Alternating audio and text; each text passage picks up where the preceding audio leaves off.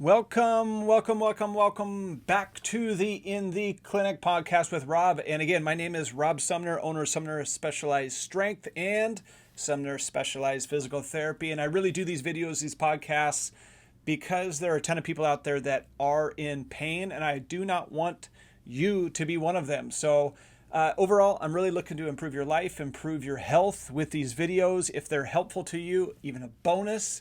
But I really do them because I enjoy them and I like to reach out to people and help them in any way that I can. So let's get fired up. Let's get started today. And today we're really cracking into a couple things. One, productivity.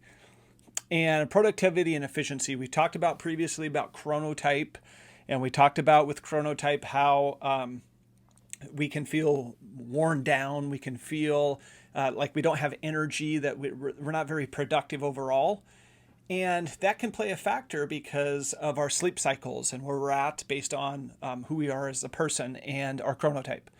So if you missed the chronotype talk in the last podcast, fire away, go back to it. It's a good one that touches on 4 different types of chronotypes that, based on which one you are, could improve your energy. But that also dovetails today into productivity.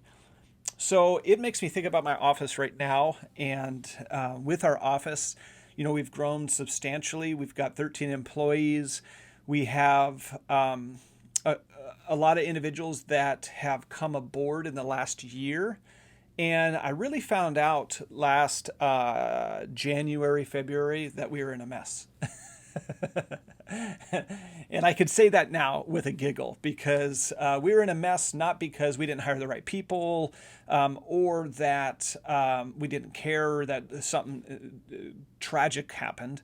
It was more the fact that we didn't have the right systems and we didn't have the right organization. Now, when you go from a mom and pop shop of, one provider, maybe 2 providers and a front office individual, your ability to move fast is there because there's not much to you. There's not a lot of variability, and it's really only you, so you can make a lot of changes quickly.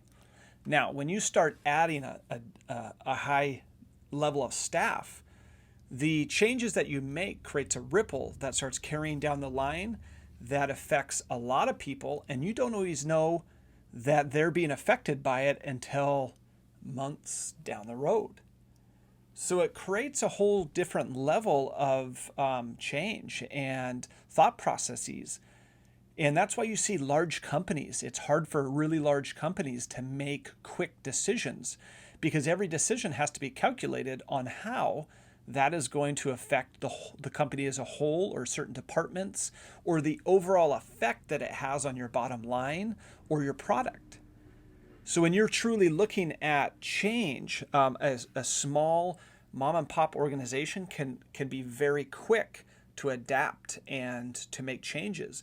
And that's why you see disruption in known markets, coffee, clothing, other certain companies that are relatively unknown all of a sudden come out of nowhere and become a powerhouse because of the being small. They can be tactical and quick before a larger company catches up. And that's why larger companies, what do you typically see? You see the Starbucks, Facebooks, a lot of these. It's hard for them to be inspired by change because it creates such a ripple. It's hard for them to be unique and create new products because it's hard for them to test it because it creates such a ripple. So what do you typically see? You see buyouts. You see Facebook coming in and buying Instagram. You see larger corporations saying, that's a really good product. They're doing something great. They've already tested it. It's already working. Let's just buy that company, and then we'll just keep that going and integrate it into our services. So there's a real dichotomy between the really large company and the small one on how they both have a purpose and how they can be tactical. And the reason this relates to productivity, but also relates to our clinic, is because with our clinic, we found that we were growing into a large company, for us anyways. And the reason that it became large is because now the decisions we made impacted everyone. And it created ripples. And I equate it to very much to a family that has two children and then they have a third. And you think that by having a third kid, it just adds one. But what it really does is it almost adds two. Because by having a third child, now your systems are off. Now, you can't put two car seats right next to each other because they're not going to fit with the third one there. Ooh, we need to get a bigger vehicle now because we can't get all the car seats in here. Oh, we're on a plane ride and all four of us can't sit together. There's one left out. That changes our systems. Dad, you put one kid to bed, mom's putting the other one to bed. Ooh, now there's one left out. Yeah. So by having a third child, it really is like having a fourth because your systems are off and it takes a while to develop your new systems. So that's very, very similar to what happened in our office. What happened in our office is we didn't have systems.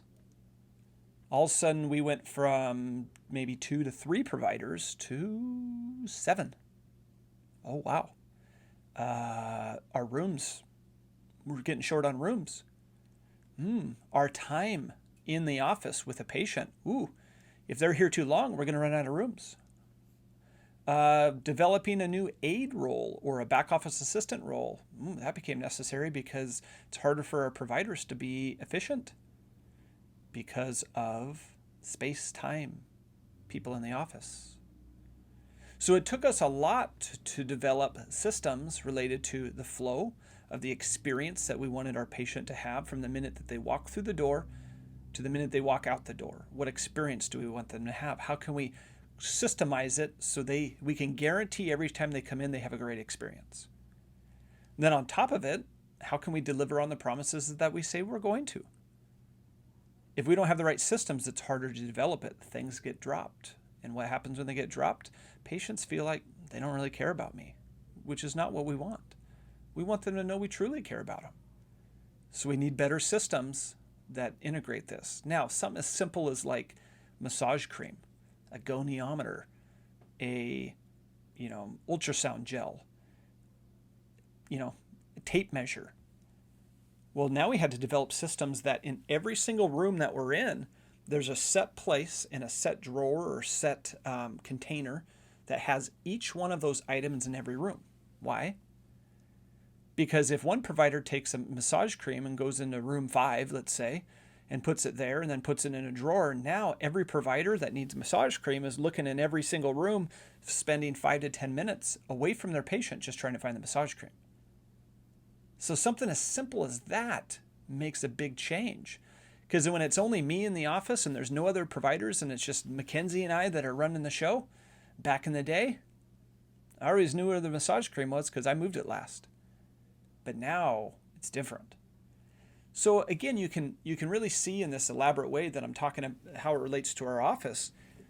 The systems matter. Production matters. Being efficient matters. And the best way to be efficient is to create some systems. So this dovetails into a 4% that we did a while ago that touched on overall on efficiency and productivity. How can you get more done and be more consistent with it? Because it's not always that we want to get more done. It's more that how can we be more consistent with getting things done? I mean, if I only got a whole bunch of stuff done on one day once a week, might not be any better than if I got a little bit done every single day. I might even be able to get more done in the whole week. So when you look at this, I'll give you a strategy today that you can work towards on improving your efficiency and productivity. Now, again, dovetail this video, this podcast with our previous one on chronotype.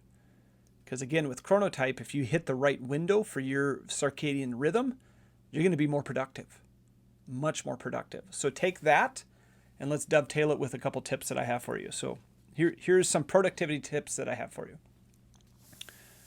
Every single day when you wake up or before you go to bed, it can be either one, you need to get a pen to paper. So you can put this in your journal. You can put this in any type of to-do list. You can even write it into an app. So we use Trello in here. I really like Trello because it creates cards and I can dish them out to different people. So it helps, and we can all write on them and make notes. But if for you individually, by using your own journal, app, other notepad, you should write down each night or in the morning things that you want to accomplish, and then things that you need to accomplish. From that list, it could be groceries, it could be picking up cream, it could be picking up the dog, getting the dog medicine, it could be building a chicken coop, whatever it is, it goes on your list. And from that list, you want to take at least 3. You want to pick your top 3. And these are truly your eminent few. So you have your eminent few, and then your hopeful many. So the hopeful many are all the ones that you're hoping that you can get done that day. Your eminent few are your top 3. And those are your musts. Those are your musts. You want to guarantee that you will get those 3 done. So they're your most pressing. So right alone, if you take that technique, that tip, and you utilize that in your life, you're already going to increase your production. If you can just pick out your top 3. Because then it removes the pressure of saying, I got to get all this stuff done today, and when am I going to do it? And your brain gets scattered and you're not sure how to hit it. But right from the get-go, if you just pick 3, you can be really efficient with them.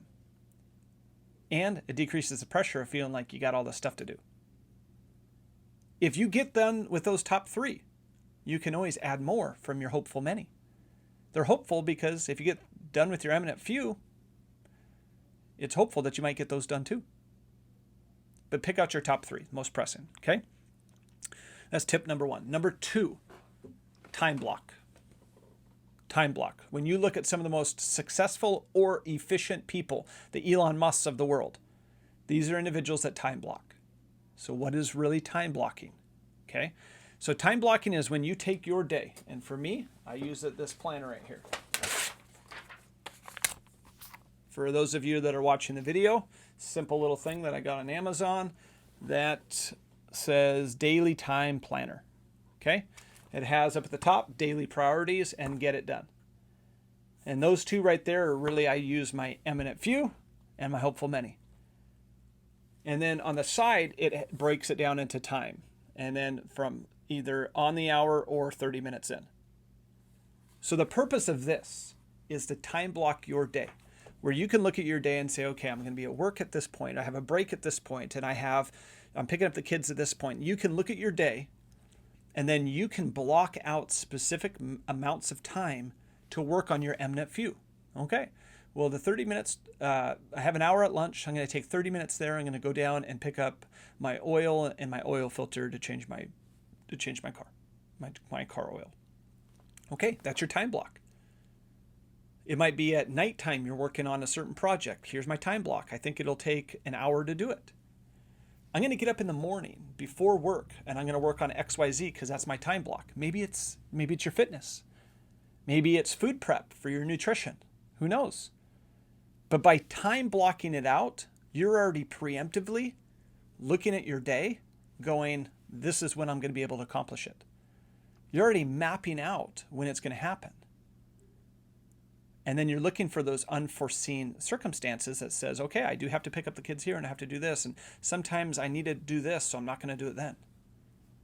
But the reason this is powerful is because now you need to focus on moving heaven and earth to hit those 3 during that time. It gives you the power when somebody comes in and wants to disrupt your time blocking schedule. You can look at them and say, hey, is this eminent? Do I have to, or can we do this later? Because right now I'm doing XYZ and I really need to get this done. So you can take a lot of those disruptions you might get throughout the day that are small little bits that over time, they divert you and they move you off to the side, and then you can't get your main task done. You can look at those and say, are those eminent? If not, let's do them in an hour. Let's do them at this time. We'll bump them to tomorrow. And allows you to immediately prioritize your eminent few to your hopeful many.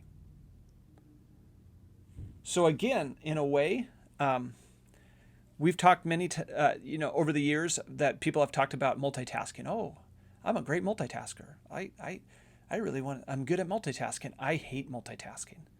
I think multitasking is one of the biggest farces around.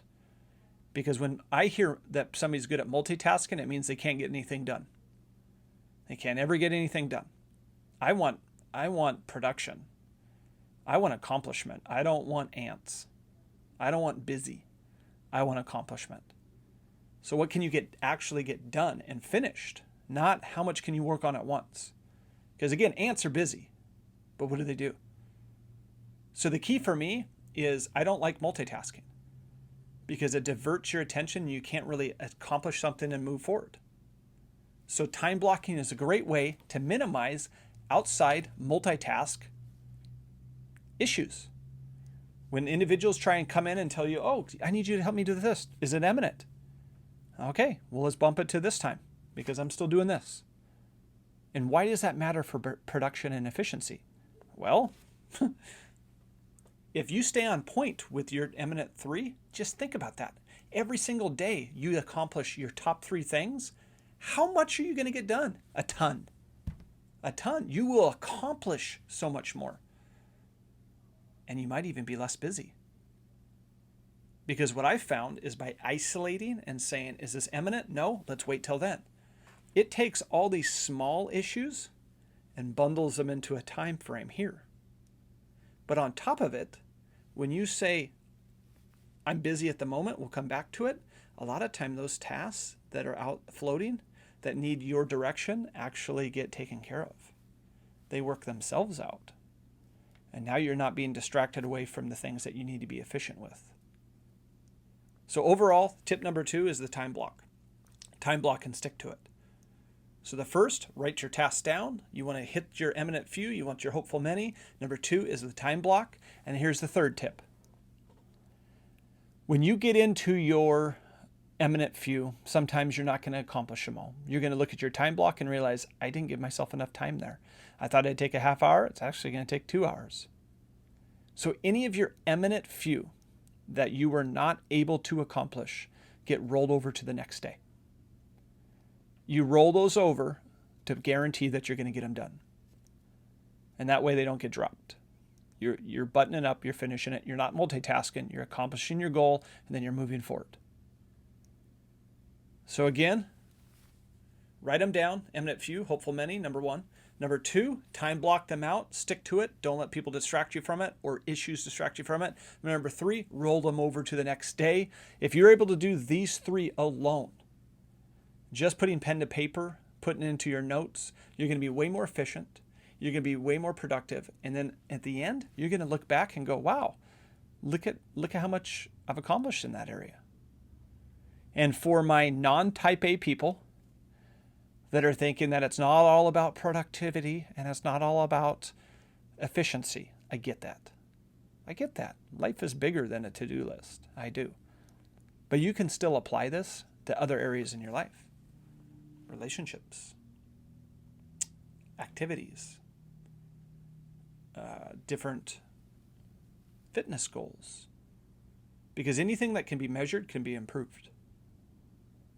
And who wouldn't want to have better relationships with their peers or their partner, their kids? Who wouldn't want to have better fitness? You can use these same tips to improve those by just applying the same principles and being purposeful in your planning. So overall, here's some really good tips for you on how to be more productive and be more efficient, and essentially be more happy in your life by being purposeful in what you really want out of it. And at that point, that's up to you. What you want out of your life, that part's up to you. But again, I hope these 3 main tips helped you today, helped you understand efficiency, productivity. Again, go check out the chronotype and see how that dovetails into this as well with productivity. And all in all, if you like these videos, please subscribe, please rate and review. And we'd love to share this type of information with more people that would benefit from them. So again, thank you for your time and have a good day.